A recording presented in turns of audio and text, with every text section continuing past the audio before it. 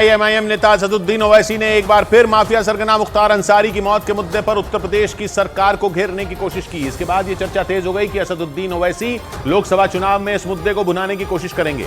वो 2 दिन पहले गाजीपुर में मुख्तार अंसारी के घर भी गए थे और तभी यह सुगबुगाहट होने लगी थी कि असदुद्दीन ओवैसी यूपी में इसे बड़ा मुद्दा बनाएंगे। मुख्तार अंसारी के घर जाकर उन्होंने उसके बेटे उमर अंसारी और परिवार के बाकी लोगों से मुलाकात की थी। आधी रात को पहुंचे असदुद्दीन ओवैसी ने मुख्तार अंसारी की मौत के पीछे साजिश होने का शक भी जताया था। जुडिशियल कस्टडी में उनकी मौत हुई है और यहाँ की प्रदेश सरकार उसकी जिम्मेदार है। हालांकि एआईएमआईएम नेता असदुद्दीन ओवैसी के मुख्तार अंसारी के घर पहुंचने के राजनीतिक मायने भी निकाले गए। ऐसा इसलिए क्योंकि 2 दिन पहले ही असदुद्दीन ओवैसी की पार्टी एआईएमआईएम ने पल्लवी पटेल की पार्टी अपना दल कमेरावादी के साथ मिलकर तीसरा मोर्चा बनाने का ऐलान कर दिया था। हालांकि मुख्तार अंसारी का परिवार समाजवादी पार्टी से कई साल से जुड़ा है। मुख्तार के भाई अफजाल अंसारी तो गाजीपुर से मौजूदा सांसद भी हैं।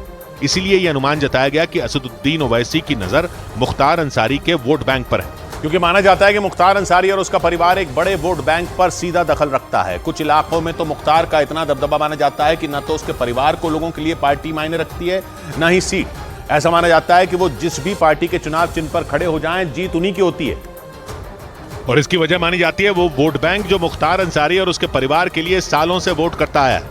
और कहा जा रहा है कि मुख्तार अंसारी की मौत के बाद उस वोट बैंक पर ओवैसी की नजर है। गाजीपुर में मुस्लिम समुदाय की तादाद अच्छी खासी है। इस सीट पर मुस्लिम समुदाय के वोटर ही जीत हार का फैसला करते हैं और मुख्तार का परिवार इसी वोट बैंक के जरिए सियासत पर अपनी पकड़ मजबूत रखता आया है। माना जा रहा है कि ओवैसी ने इसी समुदाय को साधने के लिए मुख्तार अंसारी की मौत को मुद्दा बनाने की कोशिश की। इसकी एक झलक ओवैसी की पार्टी के नए गठबंधन से मिली। इस नए गठबंधन के लिए ओवैसी यूपी की राजनीति की पुरानी खिलाड़ी माने जाने वाली पार्टी अपना दल के कमेरावादी गुट के साथ हाथ मिला चुके हैं। अपना दल कमेरावादी को सोनेलाल पटेल की बेटी पल्लवी पटेल संभाल रही हैं। एआईएमआईएम और अपना दल कमेरावादी के इस गठबंधन का नाम पीडीएम रखा गया। दावा किया गया कि ये गठबंधन यूपी में पी यानी पिछड़ा समुदाय, डी मतलब दलित समुदाय और एम मतलब मुस्लिम समुदाय के लोगों के हक की लड़ाई लड़ेगा। और ओवैसी के इस नए गठबंधन यानी पीडीएम का नाम अखिलेश यादव के गठबंधन पीडीए से मिलता जुलता है। अखिलेश यादव इसी पीडीए की रणनीति को आधार बनाकर लोकसभा चुनाव में उतरने का मन बना चुके हैं।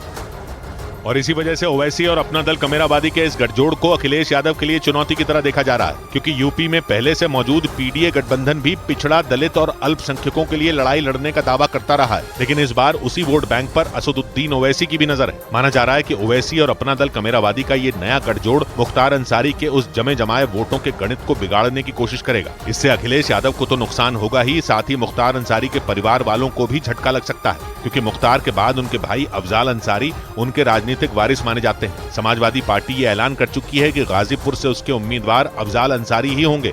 मतलब ओवैसी जिस मुख्तार अंसारी की मौत को मुद्दा बनाने की कोशिश में जुटे हैं, उनके भाई अफजाल अंसारी चुनाव में उनकी पार्टी के साथ नहीं है, बल्कि गाजीपुर में ओवैसी की पार्टी के उम्मीदवार का अफजाल अंसारी से मुकाबला भी हो सकता है, क्योंकि मुख्तार के भाई अफजाल उत्तर प्रदेश के गाजीपुर से मौजूदा सांसद हैं। हालांकि वो 2019 में बीएसपी की टिकट पर जीते थे।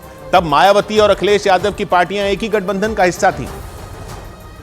लेकिन इस बार कहानी बदल गई। हालांकि अखिलेश यादव का अंसारी परिवार पर भरोसा नहीं डिगा। अफजाल अंसारी आने वाले चुनाव में इस बार गाजीपुर से समाजवादी पार्टी की टिकट पर चुनाव लड़ेंगे, क्योंकि समाजवादी पार्टी ने उम्मीद जताई कि अफजाल अंसारी मुस्लिम वोट बैंक को साधने में कामयाब होंगे। हालांकि एक डर यह भी है कि असदुद्दीन ओवैसी के आने से कहीं इस वोट बैंक में सेंध न लग जाए, क्योंकि उत्तर प्रदेश के विधानसभा चुनाव में भी एआईएमआईएम के प्रत्याशियों ने अच्छा प्रदर्शन किया था और निकाय चुनावों में तो एआईएमआईएम के 100 से ज्यादा पार्षद जीते भी थे। माना जा रहा है कि इसी प्रदर्शन ने असदुद्दीन ओवैसी के अंदर लोकसभा चुनाव में बेहतरीन प्रदर्शन करने की उम्मीद जगाई, क्योंकि असदुद्दीन ओवैसी को देश के बड़े मुस्लिम नेताओं में एक माना जाता है और अब वो सीधे सीधे उस वोट बैंक को अपने पाले में मिलाने की कोशिश में लग गए, जिस पर समाजवादी पार्टी और अखिलेश यादव की मजबूत पकड़ मानी जाती है। उधर भोज